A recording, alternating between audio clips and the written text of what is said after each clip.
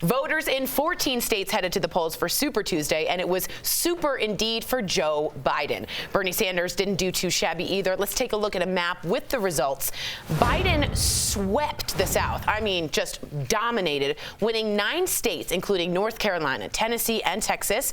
Sanders won 4 states total, including his home state, Vermont. He's also claiming victory in California. It's going to be some time, though, before we know who actually won the most delegates, but we know they both picked up a fair amount. And this just in, Michael Bloomberg dropped out this morning after what many are calling a Super Tuesday flop. Bloomberg threw his support behind Biden, tweeting, "Defeating Trump starts with uniting the candidate with the best shot to do it."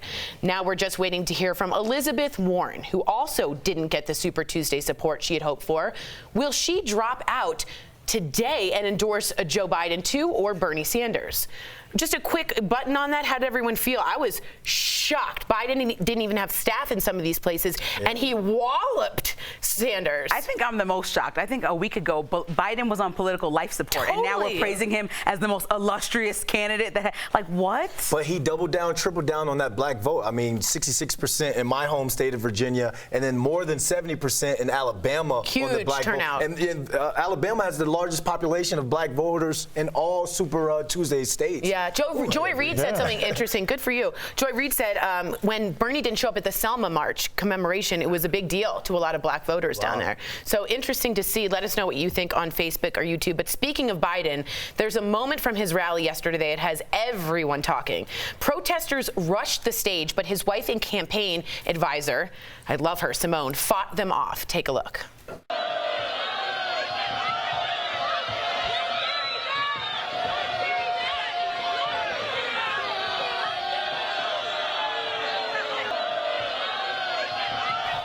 Okay, so there's a lot going on there. If you don't know, Jill Biden, I think we have a photo. She like lunged to protect her husband. Look at this. That is a great photograph.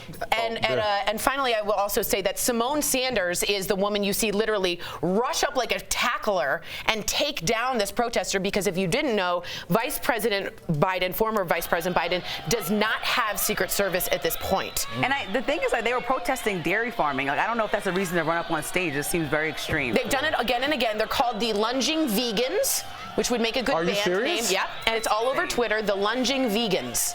This is it's really not funny. I just worry. Yeah, it's not funny, and it's like we could be doing a much different story today if there was Secret Service, because you have to make a split-second decision as to whether this person has a gun on them, which we've seen. Reagan was shot close range. Robert F. Kennedy. Robert F. Kennedy in a situation very much like that on the podium. Correct. So that's what they're calling it. Robert Gibbs, Obama's former press secretary, has now asked Donald Trump to enforce that Biden gets security round the clock, because this could have been a much different situation. And really quick, we have Biden here doing something strange with a baby. He sniffed the baby.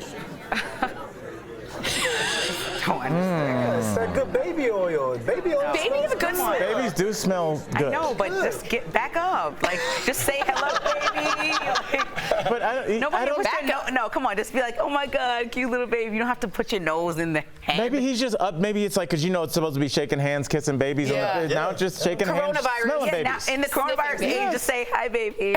And keep moving.